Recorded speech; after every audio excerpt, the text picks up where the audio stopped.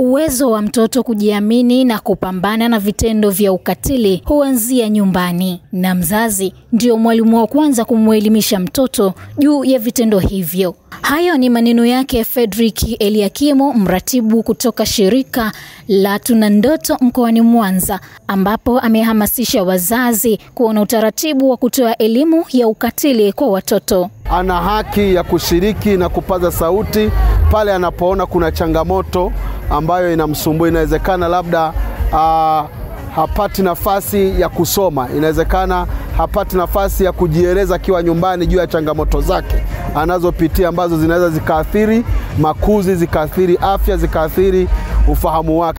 Wakiwa katika shule ya msingi Kahama, wamefanikiwa kujumuisha wanafunzi kutoka shule mbalimbali kutoka wilaya ya Ilemela na wilaya ya Magu, ambapo michezo mbalimbali pamoja na burudani imewaleta pamoja watoto hao. Hapa wanaeleza changamoto zao kupitia School Baraza ambalo liliandaliwa kutoa kero.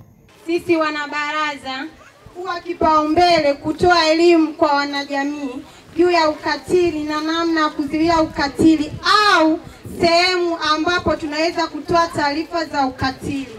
Maana kuna watu wengi wanafanywa ukatili na wao hawatambui kama huu ni ukatili. Kuna mtu mwingine anaweza akashikwa kwa bahati mbaya, tuseme maybe ni msichana, akashikwa kwenye sehemu ambayo si rafiki kwa mvulana kumshika. Yeye anaona ni jambo la kawaida, kumbe ni ukatili. Kwa hiyo ningependa kusema kwamba tuwe kipaumbele kutoa elimu juu ya ukatili na sehemu maalum ambapo tunaweza kutoa taarifa za ukatili. Tulizojadili ambazo zinaikumba shule ya sekondari Sangabuye. Kwa sekondari, changamoto ambazo wanazipata ni ukosefu wa elimu ya kutokomeza ukatili katika jamii. Ndio hilo tu. Hitajika tu tunaweka maoni ambao yani changamoto ama vitu vizuri ambavyo tumevipata, tunavifurahia, tumeona aibu kumpongeza labda ni mwalimu, tunaweka ataona saa. Ukiona kitu chochote kibaya unaweka kwenye sanduku la maoni.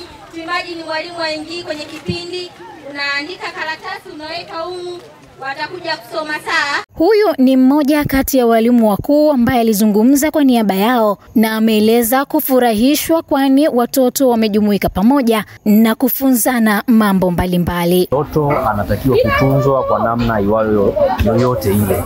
Kwa hivyo tunatumia fursa hii sasa kuwaeleza wazazi, ikiwezekana jamii kwa uhusika, kwa ujumla waweze kuwatunza hao watoto na wasiwanyapae.